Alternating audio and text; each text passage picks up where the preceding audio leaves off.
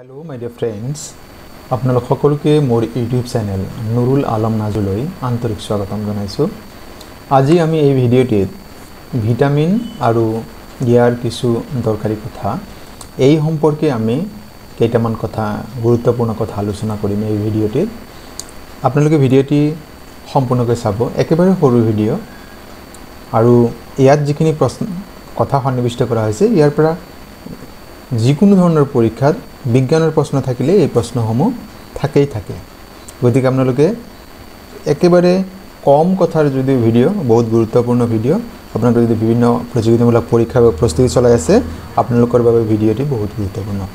বিশেষকৈ যিসকল বন্ধু বান্ধৱীয়ে ডিৰেক্টৰ অফ হেল্থ সাৰ্ভিস এই পৰীক্ষাৰ বাবে প্ৰস্তুতি চলাই আছে আপোনালোকৰ বাবে আৰু বেছি গুৰুত্বপূৰ্ণ। আহকচোন বাৰু কি বিষয় দিয়া আছে আমি চাই লওঁ। प्रथम कथा जे आमी ভিটামিন বা খাদ্যপ্ৰাণ जी कौ यार एटा ভিটামিন नाम होइसे ভিটামিন ए आरु यार वैज्ञानिक नाम आमाक केतिबा दिब पारे जे ভিটামিন एर वैज्ञानिक नाम कि आरु जदि ভিটামিন एर अभाव হয় তেতিয়া আমাৰ কি বেমাৰ দেখা দিব পাৰে। এটা হৈছে কুকুৰিকণা আৰু এটা হৈছে দৃষ্টিশক্তি কমজোৰ। এতিয়া চাওক যে এই তিনিটা কথাৰ পৰা আমাক কি ধৰণৰ প্ৰশ্ন দিব। এটা দিব পাৰে যে আমাক ভিটামিন एर वैज्ञानिक नाम कि বিভিন্ন বিকল্প দিয়াৰ পিছত এইটো এটা বিকল্প দিব আৰু সাধাৰণতে আমাক ভিটামিন এ সম্পৰ্কীয় প্ৰশ্ন প্ৰায় দিয়া থাকে আৰু সেই প্ৰশ্নসমূহ এনেকা থাকে কি ভিটামিনৰ অভাৱত কুকুৰিকণা বেমাৰ হয়।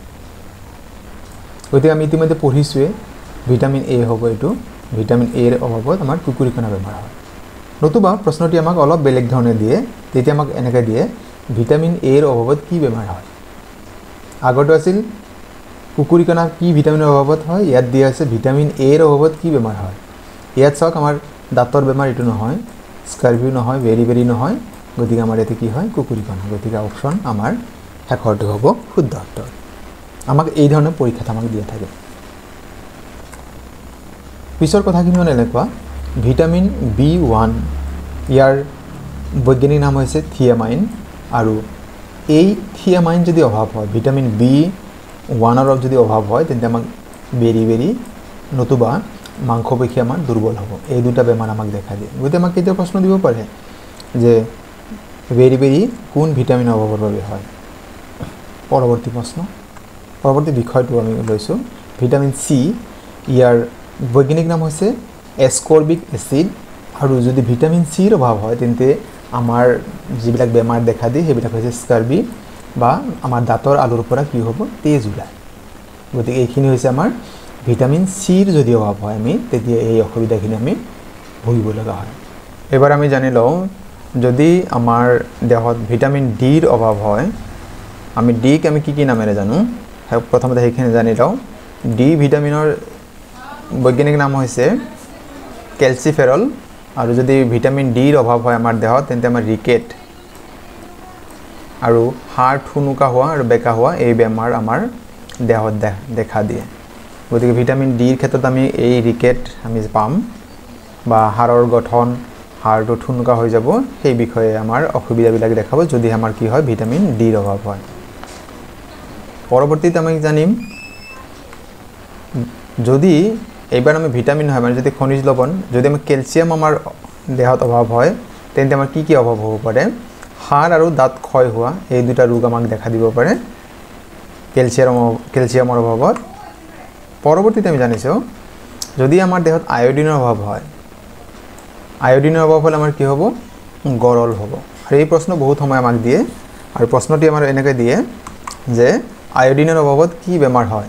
আমাৰ ইয়াতে চাওক বিকল্পসমূহ দি আছে দাঁতৰ বেমাৰ গৰল বেৰি কুকুৰিকণা আৰু ইয়াৰ শুদ্ধ উত্তৰটি হৈছে গৰল। সেইকাৰণে আমাক বহু সময় আমি বিভিন্ন বিজ্ঞাপনত আমি দেখা পাওঁ যে আয়োডিনযুক্ত নমক ব্যৱহাৰ কৰিব লাগে নহ'লে আমাৰ গৰল মানে ডিঙিৰ তলত যে ফুলি উঠে গতিকে সেইটো আমাৰ হয়। গতিকে আমাৰ এইটো আমি শুদ্ধ উত্তৰ গম পালোঁ। এইটো বহুত বেছিকৈ দিয়া প্ৰশ্ন আমাৰ।